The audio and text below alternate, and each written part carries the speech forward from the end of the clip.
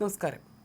African രാജ്യമായ democratic republic of കോങ്കോയിൽ വീണ്ടും പടർന്നു പിടിക്കുന്ന എബോള വൈറസ് ബാധ ആഗോളതലത്തിൽ വലിയ ആശങ്കയുണർത്തുകയാണ്.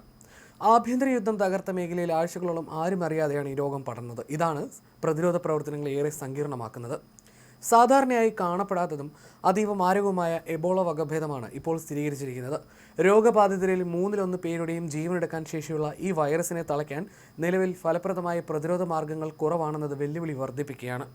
1967 എബോള ആദ്യമായി കണ്ടെത്തിയ കോങ്കോയിൽ ഇത് 17ാമത്തെ വ്യാപനമാണ്. ഇത്തവണ സ്ഥിരീകരിച്ചത് ബുണ്ടിബ്യൂഗോ വൈറസാണ്. മുൻകാലങ്ങളിൽ കോങ്കോയിൽ എബോള സൈർ വൈറസാണ് കൂടുതലായി കണ്ടത്. നിലവിൽ എബോള എത്രത്തോളം വ്യാപിച്ചു എന്നതിൽ വ്യക്തതയില്ലെങ്കിലും ആശങ്കാജനകമായ സാഹചര്യമാണ് നിലനിൽക്കുന്നത്. ഇതിനകം തന്നെ 250ഓളം പേർക്ക് രോഗബാധ സംശയിക്കുന്നുണ്ട്. 80 പേർക്ക് ജീവൻ നഷ്ടമാവുകയും ചെയ്തു. സാധാരണയായി എബോള വ്യാപനം ചെറിയ തോതിലാണ് ഒതുങ്ങാറുള്ളത്. എന്നാൽ 2014-2016 കാലഘട്ടത്തിൽ 28,600-ലധികം ആളുകളെയാണ് രോഗം ബാധിച്ചത്. ചരിത്രത്തിലെ ഏറ്റവും വലിയ എബോള വ്യാപനമായിരുന്നു അത്. സാഹചര്യത്തിന്റെ ഗൗരവം കണക്കിലെടുത്ത് ലോകാരോഗ്യ സംഘടന ആഗോള അടിയന്തരാവസ്ഥ പ്രഖ്യാപിച്ചിരിക്കുകയാണ്.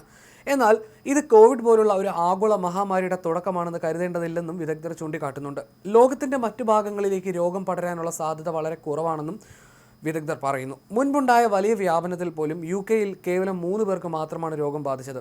അവർ അവിടെ സന്നദ്ധ സേവനത്തിന് പോയ ആരോഗ്യ പ്രവർത്തകരായിരുന്നു. കോങ്കോയുമായി അടുത്ത വ്യാപാര യാത്രാ ബന്ധങ്ങളുള്ള അയൽരാജ്യമായ ഉഗാണ്ട, ദക്ഷിണ സുഡാൻ, റുവാണ്ട എന്നിവയ്ക്ക് ഈ സാഹചര്യം വലിയ ഭീഷണിയാണ് ഈ നിലവിലത്തെ സാഹചര്യം ഉയർത്തുന്നത്.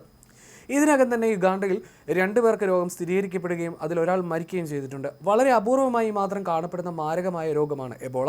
സാധാരണയായി പഴന്തീനി വവ്വാലുകൾ പോലുള്ള മൃഗങ്ങളിലാണ് ഈ വൈറസ് കാണപ്പെടുന്നത്. ഇവയുമായി അടുത്ത സമ്പർക്കം പുലർത്തുന്നതിലൂടെയാണ് മനുഷ്യരിലേക്കും രോഗം പടരുന്നത്. ഇപ്പോൾ വില്ലനായ ബുണ്ടിബ്യൂഗോ വകഭേദം മുൻപ് 2007-ലും 2012-ലും മാത്രമാണ് സ്ഥിരീകരിക്കപ്പെട്ടിട്ടുണ്ടായിരുന്നത്. ബുണ്ടിബ്യൂഗോ വകഭേദം ഉയർത്തുന്ന വെല്ലുവിളികൾ ചെറുതല്ല. മറ്റ് എബോള വകഭേദങ്ങൾക്ക് പ്രതിരോധ മരുന്നുകൾ ലഭ്യമാണെങ്കിലും ബുണ്ടിബ്യൂഗോയ്ക്ക് അംഗീകൃത വാക്സിനുകളോ ചികിത്സകളോ നിലവിലില്ല. ചില പരീക്ഷണാത്മക മരുന്നുകൾ മാത്രമാണ് ഇപ്പോഴത്തെ ഏക ആശ്രയം. കൂടാതെ സാധാരണ പരിശോധനകളിലൂടെ ഈ വൈറസിനെ കണ്ടെത്തുക എന്നതും ഏറെ പ്രയാസകരമാണ്. തുടക്കത്തിൽ നടത്തിയ പരിശോധനകളെല്ലാം നെഗറ്റീവായിരുന്നു.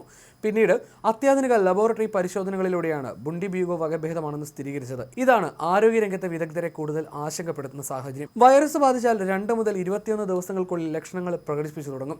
പനി, തലവേദന, കടുത്ത ക്ഷീണം തുടങ്ങിയ ഇൻഫ്ലുവൻസ ലക്ഷണങ്ങളാണ് തുടക്കത്തിൽ കാണുക. എന്നാൽ രോഗം മൂർച്ഛിച്ചാൽ ഛർദി, വയറിളക്കം എന്നിവയ്ക്കൊപ്പം ആന്തരിക അവയവങ്ങളുടെ പ്രവർത്തനം തകരാറിലാവുകയും ചെയ്യും.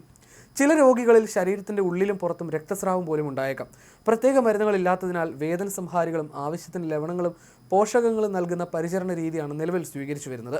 രോഗബാധിതരുടെ രക്തം, ഛർദി തുടങ്ങിയ ശാരീരിക സ്രവങ്ങളിലൂടെയും എബോള പടരും. രോഗലക്ഷണങ്ങൾ പ്രകടമായ ശേഷമാണ് മറ്റുള്ളവരിലേക്ക് വൈറസ് പടരാൻ സാധ്യത കൂടുന്നത്.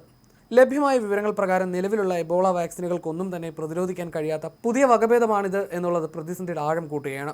കോങ്കോ അതിർത്തി കടന്ന വൈറസ് അയൽരാജ്യങ്ങളിലേക്ക് വ്യാപിക്കുന്നത് തടയാൻ അന്താരാഷ്ട്ര തലത്തിൽ ശക്തവും ഏകോപിതവുമായ നീക്കം വേണമെന്നാണ് ലോകാരോഗ്യ സംഘടന ആവശ്യപ്പെട്ടത്. എന്നാൽ കോങ്കോയിലെ ആഭ്യന്തര യുദ്ധങ്ങളും ജനങ്ങളുടെ കൂട്ടത്തോടുള്ള പലായനവും കാരണം രോഗബാധിത പ്രദേശങ്ങളിലേക്ക് ആരോഗ്യ പ്രവർത്തകർക്ക് കൃത്യസമയത്ത് പ്രവേശിക്കാൻ പോലും സാധിക്കുന്നില്ല. ഇത് പ്രതിരോധ പ്രവർത്തനങ്ങളെ സാരമായി തന്നെ ബാധിക്കുന്നുണ്ട്. ആഭ്യന്തര കലാപം മൂലം 2.5 ലക്ഷത്തിലധികം ആളുകൾ ഭവനരഹിതരായ കോങ്കോയിലെ ഒരു പ്രദേശത്താണ് ഈ രോഗബാധ ഉണ്ടായിരിക്കുന്നത് എന്നത് പ്രതിരോധ പ്രവർത്തനങ്ങളുടെ വേഗത കുറയ്ക്കുന്നു. കോങ്കോയിൽ ഉണ്ടായിരുന്ന 6 അമേരിക്കൻ പൗരന്മാർക്ക് എബോള രോഗികളുമായി സമ്പർക്കമുണ്ടായതായും ഇതിലൊരാൾക്ക് രോഗലക്ഷണങ്ങൾ പ്രകടമായതായും റിപ്പോർട്ടുകളുണ്ട്. ഇവരെ ജർമ്മനിയിലെ സൈനിക താവളത്തിലേക്ക് മാറ്റാൻ അമേരിക്കൻ സർക്കാർ ശ്രമിച്ചതായിട്ടാണ് റിപ്പോർട്ടുകൾ സൂചിപ്പിക്കുന്നത്. സാഹചര്യം വിലയിരുത്താൻ US centre for disease control and prevention കൂടുതൽ ഉദ്യോഗസ്ഥരെ കോങ്കോയിലേക്കും ഉഗാണ്ടയിലേക്കും അയക്കുമെന്ന് റിപ്പോർട്ടുകൾ പറയുന്നു.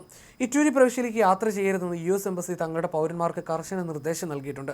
പ്രദേശത്തെ അസ്ഥിരമായ സുരക്ഷാ സാഹചര്യങ്ങളും മാനുഷിക പ്രതിസന്ധികളും ജനങ്ങളുടെ അമിതമായ കുടിയേറ്റവും രോഗവ്യാപനത്തിന്റെ ആക്കം കൂട്ടുന്നതായിട്ടാണ് ലോകാരോഗ്യ സംഘടനയുടെ വിലയിരുത്തൽ. വ്യാപാര യാത്രാ ബന്ധങ്ങൾ കണക്കിലെടുത്ത് കോങ്കോയുമായി അതിർത്തി പങ്കിടുന്ന അയൽരാജ്യങ്ങളെല്ലാം തന്നെ കടുത്ത ജാഗ്രതയിലാണ്.